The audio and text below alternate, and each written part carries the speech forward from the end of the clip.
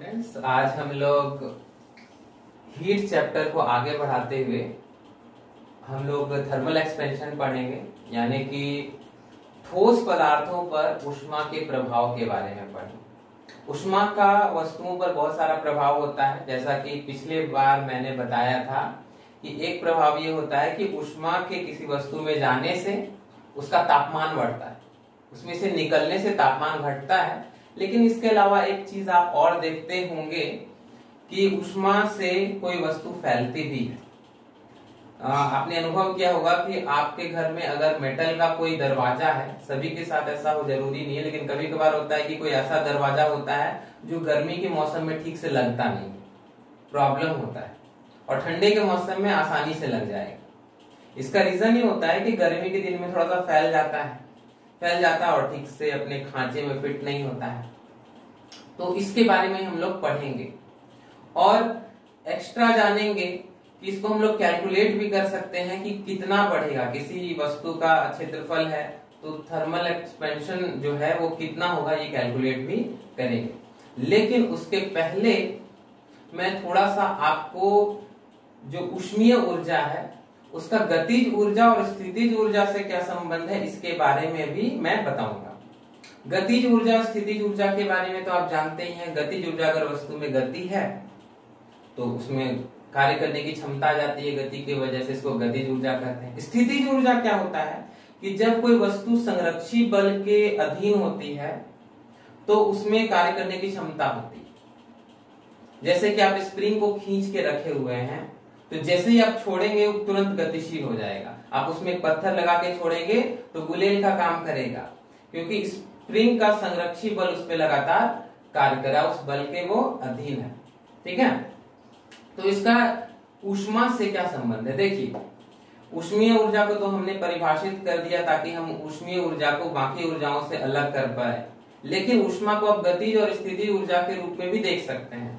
आपने क्लास 9 में पढ़ा होगा कि जब आप किसी वस्तु में ऊष्मा देते हैं तो उसके कणों की गतिज ऊर्जा बढ़ जाती है। क्या होता है, एक गर्म वस्तु और एक ठंडी वस्तु, एक वस्तु जिसका तापमान ज्यादा है और एक वस्तु जिसका तापमान कम है, उसमें क्या अंतर होता है कि जो गर्म वस्तु है, छूने में ज्यादा गर्म लग रही है, उसके कण बहुत ज्यादा तेजी से वाइब्रेट कर रहे होते हैं। जो ठोस वस्तु होती है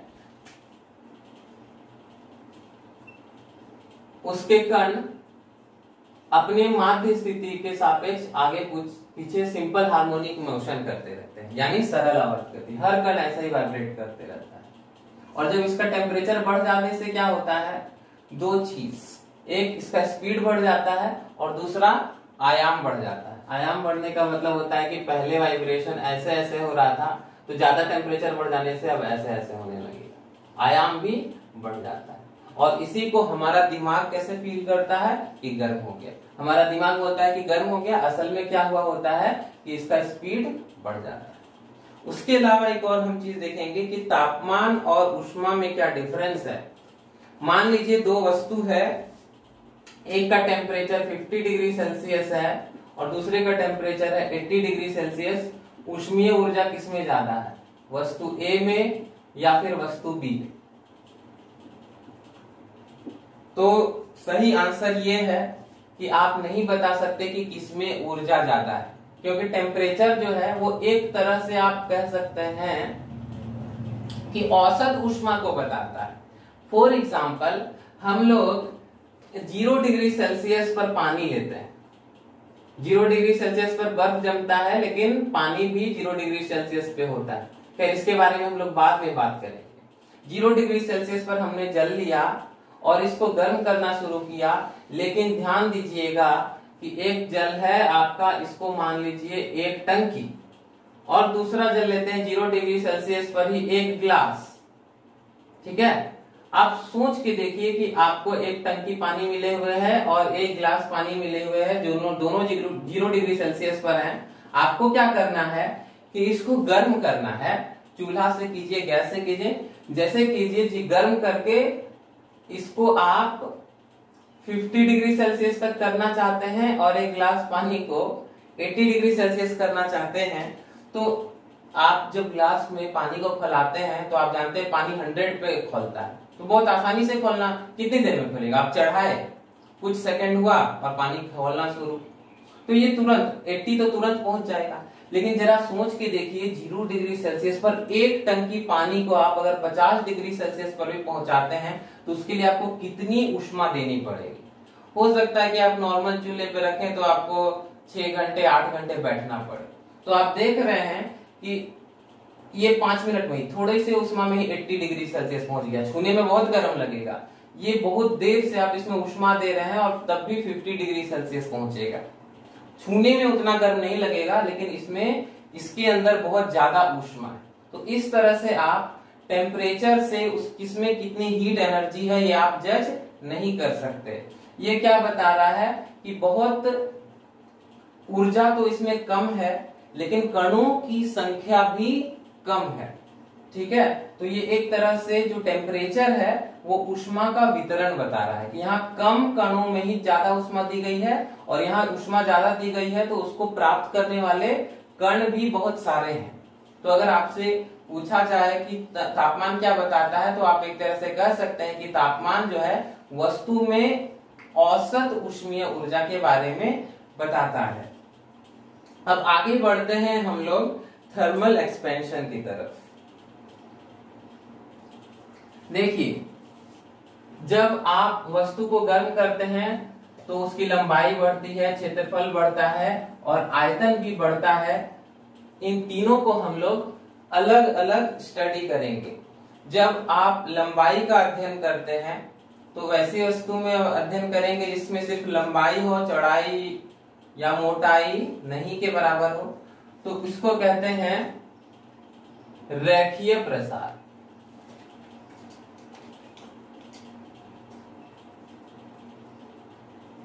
लीनियर एक्सपेंशन। ध्यान दीजिएगा कि ये थर्मल एक्सपेंशन का ही पार्ट होता है। थर्मल एक्सपेंशन 3 तरह का होता है, लीनियर, एरियल और वॉल्यूमेट्रिक। तो सबसे पहले हम लोग देखेंगे रेखीय प्रसार। मान लीजिए कि एक छड़ है जिसकी लंबाई है L, और हम लोग इसको गर्म करेंगे तो फैलेगी और ठंडा करेंगे तो ये सिकुड़ेगी। ठीक है, लेकिन हम लोग गर्म करने की बात करते हैं। इसको गर्म करने से क्या होता है, इसकी लंबाई बढ़ जाती है, और कितने से बढ़ जाती है? डेल्टा L से बढ़ जाती है। तो फिजिक्स में हम लोग का काम यही होता है कि जो परिघटनाएं प्रकृति में हो रही हैं वो कुछ नियम को फॉलो करती हैं। उन नियमों को पता लगाना ही वैज्ञानिकों का काम होता है, और उन नियमों का इस्तेमाल करना इंजीनियर्स का काम होता है।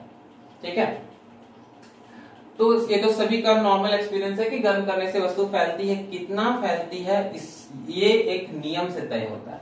वो नियम क्या है कि इस वस्तु में लंबाई की जो अनुपातिक वृद्धि है, जो फ्रैक्शनल इंक्रीजमेंट है, वो चेंज इन टेम्परेचर यानी तापमान में परिवर्तन का समानुपाती होता है। तो यहाँ पर 2 चीज आपको समझना पड़ेगा, तापमान में परिवर्तन और फ्रैक्शनल इंक्रीमेंट।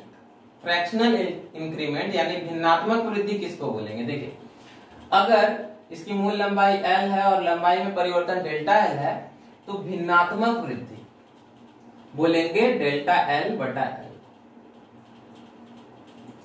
ये समानुपाती होता है तापमान में परिवर्तन का। मान लीजिए कि ये 25 डिग्री सेल्सियस शुरू में था और हम लोगों ने इसको 30 डिग्री सेल्सियस तक गर्म किया है, तब ये जाकर के इतना लंबा हुआ है। तो यहाँ तापमान में परिवर्तन कितना है? 5 डिग्री सेल्सियस। कैसे? T2 minus T1।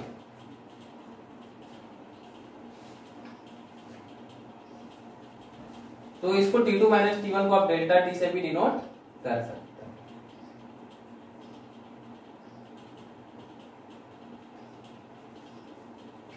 अब आगे का आप समझ गए होंगे कि ये एक क्या है, समानुपाती का चिन्ह है, डायरेक्टली प्रोपोर्शनल का साइन। इसको हटाने के लिए क्या करते हैं? एक कांस्टेंट डालते हैं।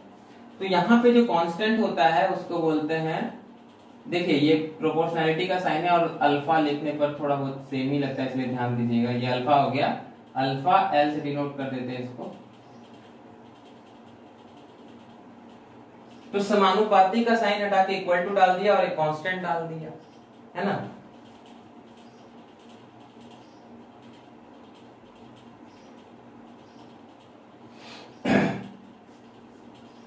ओके, तो यहां पर देखिए, जहां पर अल्फा एल क्या है, एक समानुपाती नियतांक है। इसका अगर आप मात्रक की बात करें तो मात्रक क्या हो जाएगा, यहां पर लंबाई में परिवर्तन और लंबाई, तो मीटर मीटर कैंसिल हो गया। ये है तापमान में परिवर्तन, तो तापमान में परिवर्तन का केल्विन हो जाएगा, तापमान में परिवर्तन का केल्विन हो जाएगा, तापमान का भी केल्विन और तापमान में परिवर्तन का भी केल्विन। अब ये केल्विन इधर गया तो क्या हो गया, प्रति केल्विन। ठीक है,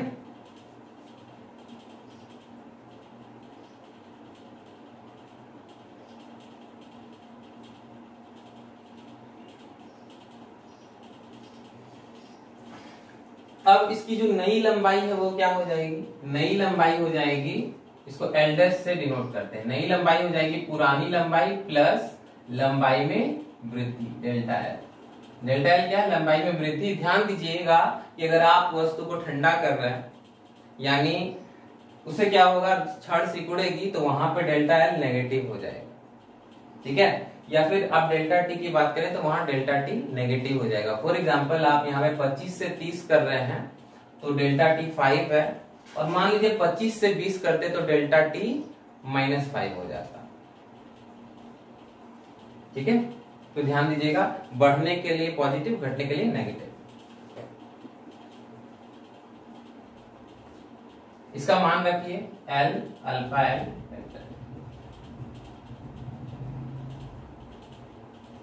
एल कॉमन हो जाएगा, क्या बचेगा 1 प्लस अल्फा एल।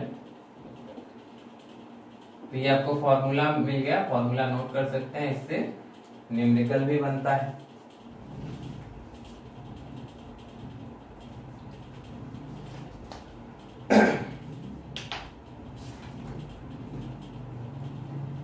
तो कल मैंने आपको 3 क्वेश्चन दिए थे, उसमें एक क्वेश्चन नंबर 3 होगा, उसकी मैं यहां पर बात करना चाहूंगा क्योंकि ये बताना थोड़ा सा इंपॉर्टेंट।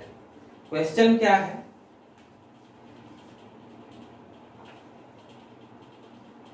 रांची का तापक्रम 35 डिग्री सेल्सियस है और जयपुर का तापक्रम 42 डिग्री सेल्सियस है, इनके तापमान का अंतर केल्विन में क्या होगा।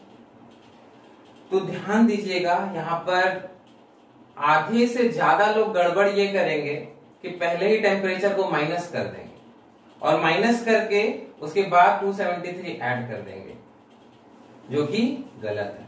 आपको क्या करना है कि पहले जो रांची का टेम्परेचर है उसको भी केल्विन में बदल लेना है, और जो जयपुर का टेम्परेचर है उसको भी केल्विन में बदल लेना है।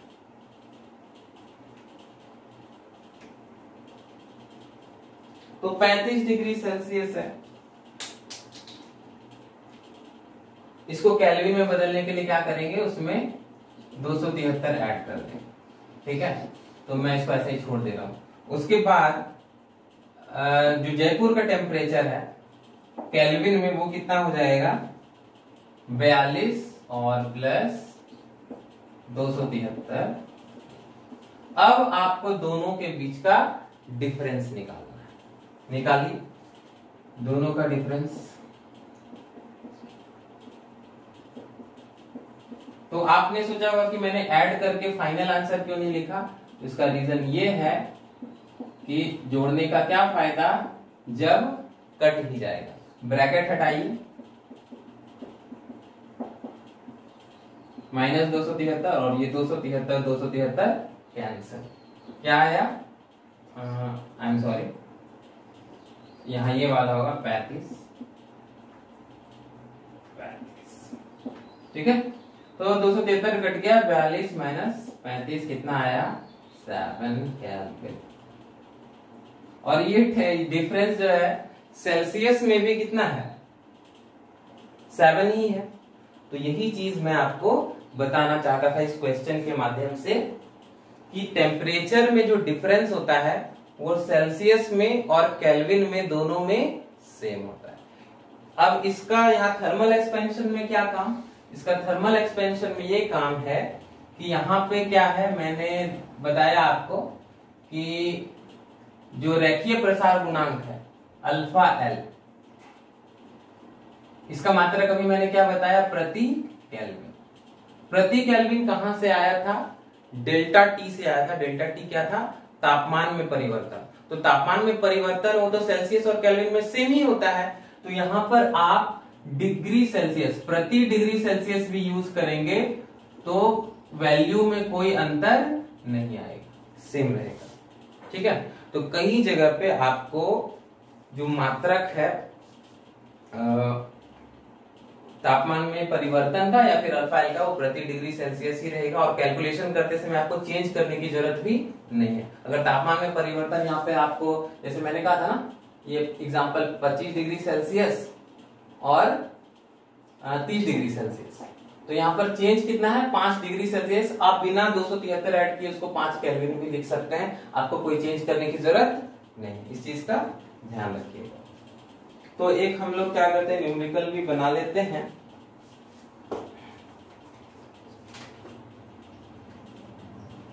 देखिए क्वेश्चन है, एक क्षण का रेखीय प्रसार गुणांक 0.0017 प्रति केल्विन। तो जो डेटा है वो लिखते जाइए।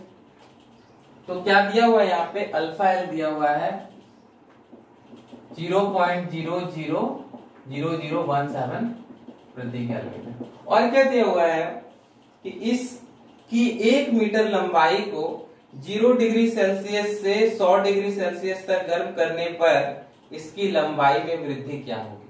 तो यहाँ पर एक और चीज दे दिया, T1 पहला टेम्परेचर 0 डिग्री सेल्सियस, इसको गर्म कितना करना है, T2 100 डिग्री सेल्सियस।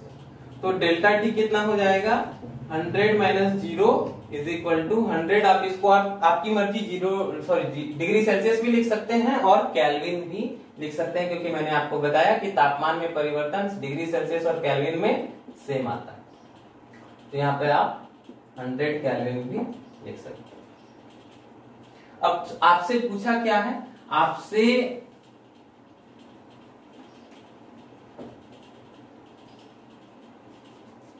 पूछा है नया लंबाई नहीं पूछा है, लंबाई में परिवर्तन यानी कि डेल्टा टी पूछा है, सॉरी डेल्टा एल। तो अब मैंने अभी क्या लिखा था, delta L by L is equal to alpha L delta T. Okay, तो डेल्टा एल क्या हो जाएगा, एल क्या है, मूल लंबाई। ठीक है, मूल लंबाई क्वेश्चन में दिया हुआ है 1 मीटर। अब कुछ नहीं करना है, मान पुट कर दीजिए, L1 है, अल्फा एल है 0.00, ध्यान दीजिएगा 1 मीटर है 0017 और इंटू डेल्टा टी कितना है 100। तो गुना करना तो बहुत आसान है, क्या हो जाएगा 0. ये इधर आ जाएगा 0017 और ये क्या है, लंबाई में परिवर्तन। तो लंबाई में परिवर्तन का ऐसा ही मात्रक मीटर। ठीक है,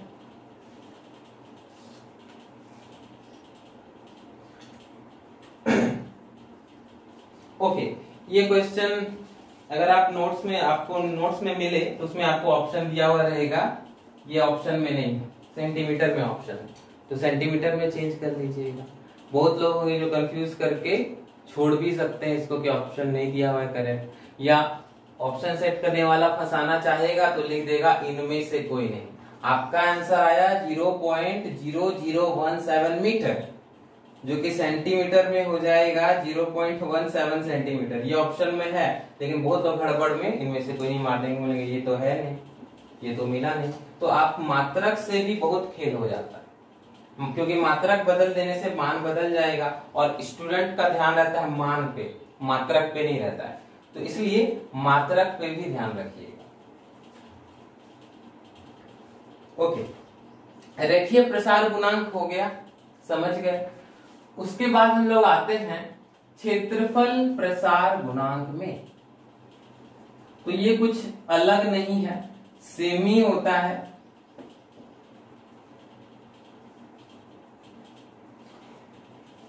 कि क्षेत्रफल में जो भिन्नात्मक परिवर्तन है वो भी वस्तु के तापमान में परिवर्तन का समानुपाती होता है, यानी कि डेल्टा ए क्या है, क्षेत्रफल में परिवर्तन।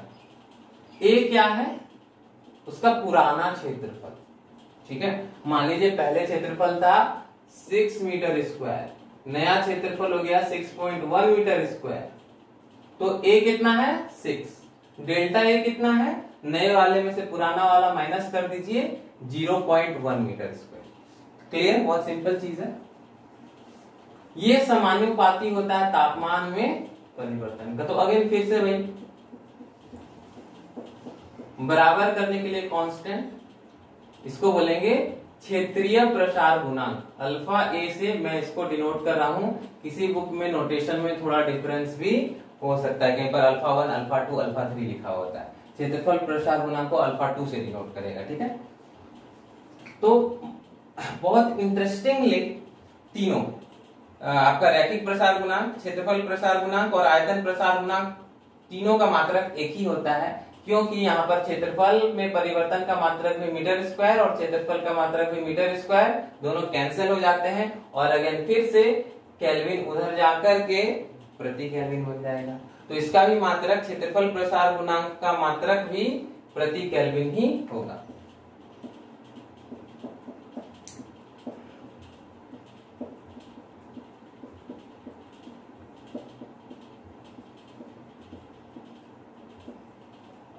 और मात्रक में चौकन्ना रहिएगा, क्योंकि किसी भी भौतिक राशि का इवन जो कांस्टेंट, प्रोपोर्शनैलिटी कांस्टेंट होते हैं का मात्रक आपसे पूछा जा सकता है, ठीक है। और अभी जितना हीट में आप जितनी भी भौतिक राशियां पढ़ती हैं ज्यादातर अदिश होती हैं। तो अभी तक जितनी भी भौतिक राशियों की मैंने बात की, ऊष्मा, तापमान, रेखीय प्रसार गुणांक, क्षेत्रफल प्रसार गुणांक, आयतन प्रसार गुणांक, सभी अदिश राशि। ओके, तो ज्यादा कैलकुलेशन मैं नहीं करूंगा। जैसे लंबाई में आया था L' is equal to L into 1 plus alpha L delta T, उसी तरह से जो नया क्षेत्रफल है वो आ जाएगा A' इज इक्वल टू पुराना क्षेत्रफल इंटू 1 प्लस अल्फा L के जगह अल्फा A हो जाएगा और डेल्टा T। तो घुमा फिरा के सब में अलग अलग क्यों बात करना, सेम उसी तरह से आयतन में भी हो जाएगा। Delta V by V is equal to alpha V delta T।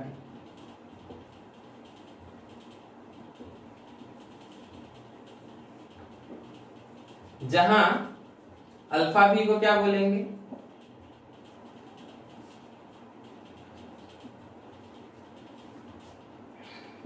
आयतन प्रसार गुणांक।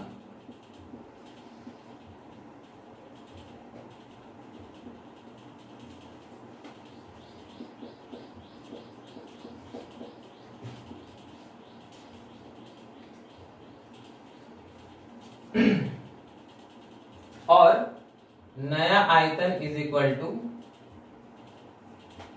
मूल आयतन into 1 plus alpha V delta T। Numerical इससे और इससे पूछे जाने का चांसेस नहीं होता है, लंबाई से ही न्यूमेरिकल पूछा जाता है। तो अब मैं आपको कुछ इंपॉर्टेंट क्वेश्चंस बता देता हूं। एक बहुत इंपॉर्टेंट क्वेश्चन होता है कि एक वृत्तीय प्लेट है, उसके बीच में एक होल है, छिद्र है। तो इसको गर्म करने पर ये छेद बढ़ेगा कि घटेगा। तो कुछ लोग इमेजिन करेंगे कि ऐसे फैल गया तो छेद भी बड़ा होगा, कुछ लोग इमेजिन करेंगे कि ऐसे फैलेगा, यहां से ऐसे, यहां से ऐसे, यहां से ऐसे फैलेगा तो ये छेद छोटा होगा। कौन सा वाला सही है? तो ऐसे इमेजिन कीजिए कि ये जो प्लेट है वो बहुत पतले पतले तारों से जुड़कर बना है, बहुत पतले पतले तार हैं।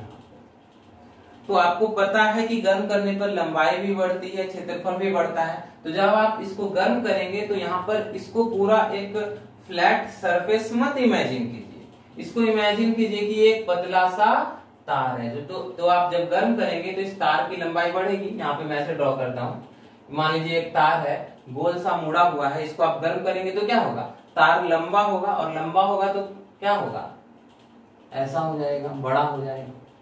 तो यहाँ पर जितने तारों से ये मिलकर बढ़ना है सबके साथ यही होगा, ये फैलेंगे।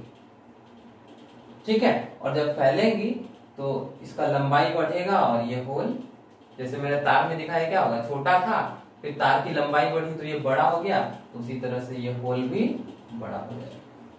होल बड़ा होगा और उसके साथ जो पतली पतले तारों से बना हुआ हमने ये रिंग इमेजिन किया, सभी तारों का लंबाई बढ़ेगी और ये इस तरह से पूरा रिंग ही फैल करके चौड़ा हो जाएगा।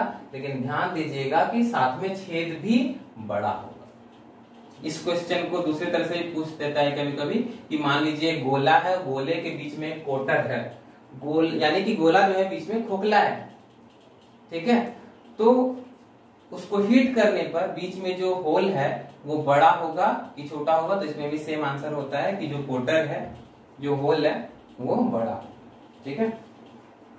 उसके बाद एक और क्वेश्चन इंपॉर्टेंट है इसमें कि शीशा और प्लेटिनम का रेखीय प्रसार गुणांक लगभग समान होता है, ठीक है। ये फैक्ट याद रखिएगा, इस प्रॉपर्टी का हम लोग यूज करते हैं प्लेटिनम और उसके ऊपर से शीशे से कवर करते हैं। तो इससे क्या होता है कि प्लेटिनम अगर सेम नहीं होगा रेखीय प्रसार गुणांक तो प्लेटिनम ज्यादा फैलेगा और कांच कम फैलेगा, तो इस तरह से कांच टूट सकता है। लेकिन चूंकि दोनों का रेखीय प्रसार गुणांक समान है, तो ऐसा जगह पर जहां पर गर्मी बढ़ती घटती हो वहां पे हम लोग प्लेटिनम के तार पर शीशे की कवरिंग करते हैं। क्यों? क्योंकि दोनों का जो रेखीय प्रसार गुणांक है वो समान होता है। इसके अलावा जो रेखीय प्रसार गुणांक, क्षेत्रफल प्रसार गुणांक और आयतन प्रसार गुणांक यानी कि linear expansion coefficient, aerial expansion coefficient और वॉल्यूमेट्रिक एक्सपेंशन कोएफिशिएंट है, इनका रेशियो जो होता है अनुपात 1:2:3 होता है लगभग। ये डायरेक्ट भी पूछा जा सकता है और इससे कोई छोटा मोटा क्वेश्चन भी बना सकता है। जैसे कि सबसे पहले तो इसको नोट कर लीजिए, अल्फा एल अनुपात अल्फा ए अनुपात alpha B is equal to 1:2:3। ये डायरेक्टली पूछा जा सकता है आपसे। दूसरा क्वेश्चन कैसे बना सकता है कि किसी पदार्थ का क्षेत्रफल प्रसार गुणांक है 2.4 × 10⁻⁸ प्रति केल्विन। अब आप इसका आयतन प्रसार गुणांक बताइए, यानी अल्फा ए दिया हुआ है, आपसे अल्फा भी पूछा है। अब देखिए इन तीनों का अनुपात है 1:2:3, तो इसको x मान लीजिएगा तो ये 2x हो जाएगा और ये 3x हो जाएगा। तो क्या दिया हुआ है आपसे, अल्फा ही दिया हुआ है यानी 2x दिया हुआ है, पूछा क्या है अल्फा भी यानी 3x पूछा है। आप बहुत आसानी से कर सकते हैं, 2x इतना है तो x निकाल लीजिए कितना होगा। तो इतना लिखना मैं प्रेफर नहीं करता हूं, आप एग्जाम में कोशिश करेंगे कि कम से कम आपका पेन चले। जितना आप दिमाग से करेंगे उतना ही आपका टाइम बचेगा। लेकिन ध्यान दीजिएगा कि ऐसा नहीं है कि एग्जाम में चले गए और मेरा उपदेश याद आ गया तो बोले पेन तो यूज करना नहीं, अब दिमाग से ही कैलकुलेट करना नहीं। खिलाड़ी डायरेक्ट फील्ड पे जाके छक्का नहीं मार सकता। आप जब तक बहुत ज्यादा प्रैक्टिस नहीं करेंगे तब तक मैदान में जाके सिक्स नहीं मार सकते। अंदाजा से लग जाए अलग बात। तो ये चीज, इस चीज की आपको प्रैक्टिस करनी होगी कि कम से कम लिख करके कैलकुलेट करना है। और इसके लिए करना क्या होगा, बहुत सारा आपको घर में क्वेश्चन बनाना होगा, ज्यादा से ज्यादा क्वेश्चन बनाइए और कैलकुलेटिव पार्ट को स्मूथ कीजिए, बिना पेन का और कॉपी का यूज किए कैलकुलेशन कीजिए, ठीक है। बहुत लोग होता है कि आपका पड़ोसी क्या होगा, रफ शीट पे रफ शीट मांगे जाएगा, तो उसे घबराइएगा नहीं। जो जितना ज्यादा रफ करता है ना, समझ जाइए उतना ज्यादा स्लो है। ओके, तो क्या हो जाएगा, 2 से भाग दीजिए 1.2 हो जाएगा, तो x निकल गया। पावर की बात मैं नहीं कर रहा हूं, अंडरस्टूड है। तो 2 से भाग दे दिया 1.2 हो गया, फिर 3 से गुना कर दिया तो क्या हो गया 3.6, यानी 3x क्या हो गया, 3x ही अल्फा भी है। मान क्या आ गया उसका 3.6 × 10⁻⁸। इस तरह से क्या होगा कि तीनों में से कोई एक दे देगा और कोई दूसरा पूछ लेगा, इस तरह का क्वेश्चन होता है। और आज का लास्ट क्वेश्चन और पिछला जो 2 क्वेश्चन था उसके बारे में भी बता दूंगा। तो आज का लास्ट क्वेश्चन क्या है कि एक तांबे और एल्यूमिनियम की द्विधात्विक पत्ती है, इस तरह की। देखिए तांबा है और एल्यूमिनियम है।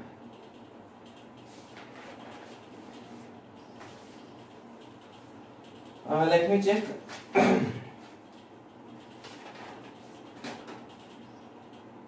ओके, तांबा और स्टील है, ठीक है। तांबा और स्टील दोनों को चिपका दिया गया। तो क्वेश्चन मैं आपके सामने एक बार रीड कर देता हूं। इस्पात और तांबे की बनी द्विधात्विक पत्ती, ऑप्शन ए, ऐंठ जाती है, ट्विस्ट हो जाएगी। बी, सिकुड़ जाएगी, ऐसे छोटी हो जाएगी। सी और डी ध्यान से सुनिएगा। सी, तांबे की ओर उत्तल हो जाती है, मतलब तांबा ऊपर है ना तो ऐसे हो जाएगी,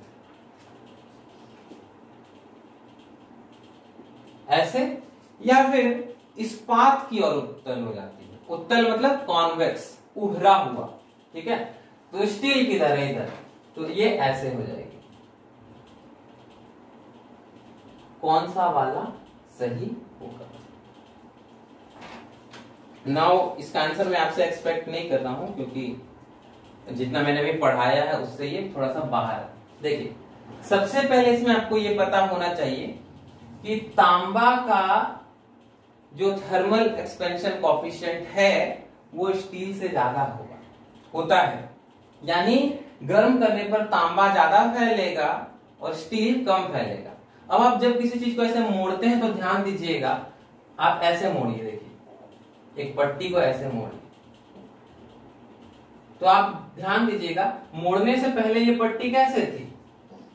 ऐसे थी, कुछ इस तरह। लेकिन जब आप मोड़ेंगे तो ऐसी हो जाएगी। यहां पे आप नोटिस कीजिएगा कि ये लंबाई ज्यादा है और ये लंबाई कम है कि नहीं? तो यहां पर आप ध्यान दीजिए कि तांबा ज्यादा लंबा होगा और स्टील कम लंबा होगा, क्योंकि इसका थर्मल एक्सपेंशन कोएफिशिएंट ज्यादा है, इसका कम है। तो किस और तांबा अपने आप को रखना चाहेगा? इस और रखना चाहेगा कि इस और रखना चाहेगा? क्योंकि तांबा ज्यादा फैलता है, ये इसलिए अपने आप को ये इस तरफ रखना चाहेगा, उत्तल वाले साइड में रखना चाहेगा, क्योंकि उत्तल वाला साइड लंबा होता है और इधर वाला कॉन्केव वाला साइड छोटा होता है। तो इसमें क्या आंसर होगा? Option C. इस तरह से ये पत्ती इस तरह से मुड़ जाएगी कि जो तांबा वाला साइड है वो कॉन्वेक्स रहेगा। तो मैं तो इतने क्वेश्चन एक्सपेक्ट करता हूं थर्मल एक्सपेंशन से। बाकी क्वेश्चनों का कोई अंत नहीं होता है, एक ही टॉपिक से हजारों क्वेश्चन पूछे जा सकते हैं, ठीक है। तो पढ़ाई आप अपनी स्टॉप नहीं करेंगे किसी भी टॉपिक पे। कल वाले 2 क्वेश्चन का और मैं आंसर बता देता हूं। पहला वाला क्वेश्चन था अधिकतम संभव तापमान क्या है? तो अधिकतम संभव तापमान का कोई लिमिट नहीं है नेचर में, कितना भी हो सकता है, 1000 लाख करोड़ डिग्री सेल्सियस तक टेम्परेचर जा सकता है, ठीक है। और पहला उसका ऑप्शन था 6000 डिग्री सेल्सियस, वो मैंने जानबूझ के डाला था। ये क्या होता है? सूर्य के सतह का तापमान होता है लगभग 6000 degree Celsius. To be more accurate, कहीं कहीं पर 5800 डिग्री सेल्सियस भी रहता है। सेकेंड ऑप्शन था न्यूनतम संभव तापमान क्या है? तो यहां पर लिमिट होता है। जब आप तापमान को कम करते हैं तो तापमान 0 केल्विन से नीचे नहीं जाता है। 0 केल्विन को आप अगर सेल्सियस में बदलेंगे तो वो हो जाता है -273.15 डिग्री सेल्सियस। इससे कम तापक्रम नहीं होता है नेचर में। 0 kelvin is the least possible temperature. इसको परम तापक्रम भी कहते हैं, इंग्लिश में इसको बोलते हैं एब्सोल्यूट जीरो टेम्परेचर।